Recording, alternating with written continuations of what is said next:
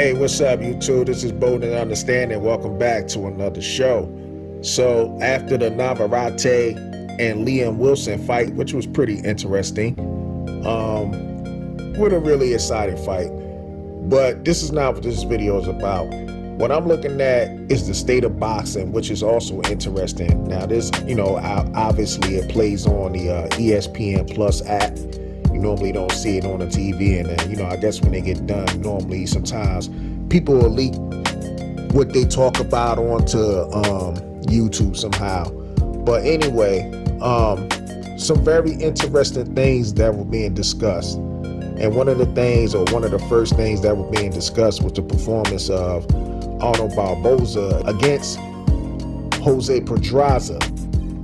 So, of course, Arnold Barboza, he gets criticized because, I guess he didn't get the knockout, and they saying he's not really excited and everything. I mean, when I watched the fight against Pedraza, now, of course, I was rooting for Pedraza because, I actually like Pedraza. But at the end of the day, he was getting outclassed. Now, he kept putting on the pressure against Barboza, but Barboza basically outclassed him. Now, Barboza did coast down, the rest of the way in the later rounds. He just kind of coasted, let Pedraza back into the fight, but I don't think he was in serious trouble. Now, the only one on this panel that was really taking up for Barboza was Timothy Bradley, and he touched on something. He said, hey, if he was already easily winning a fight in the beginning of the rounds and stuff like that, I mean, all he, could do is do the same thing. I mean, it doesn't take away from him. And there's one boxer that I actually kind of agree with what Timothy Bradley said. Well, I'm not going to say he really agreed with him, but the one thing is what was being said, which came from Regis Prograis. Regis Prograis basically dropped a tweet and basically said, make the Teo and Barboza fight next. And I agree with that. And not to mention, Teofimo Lopez, I thought he actually lost his last fight against Sandor Martin. Now, I know there are others who favor Teo. In that case, listen, I'm a Teofimo fan, but I gotta keep it real. I thought he actually lost that fight against Sandor Martin. However, one thing I do notice about Teofimo Lopez, it almost seemed like he had, he doesn't want any smoke with Arnold Barboza. Probably for the same reason that, he was struggling as far as with Sandor Martin, because I believe Arnold Barboza has a boxing pedigree that could cause and give Teofimo a lot of problems in that ring.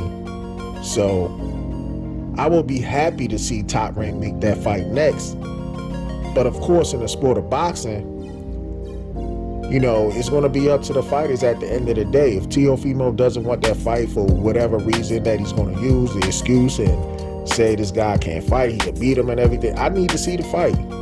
Fuck all that, what have you done and all the other stuff. Not to mention, Arnold Barboza is actually ranked higher than Teofimo Lopez. So, Teofimo, if you want to get up there in the rankings, you got to fight that man. Because obviously, the other fight that was probably offered to you, your father already kind of shut that down. That was against Regis Prograis.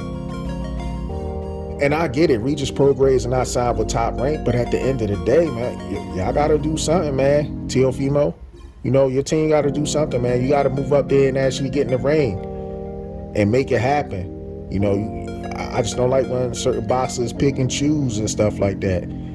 And I get it, matchmaking is a good thing, which is gonna favor the house fighter or possibly make a good fight, and that's cool. But at the end of the day, I want to see if you're in the top 10, y'all all should be fighting each other.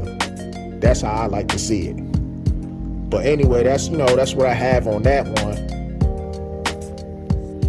And with that being said, you are watching Bold and Understanding. Rate, comment, and subscribe. And on the end of that note, family, peace.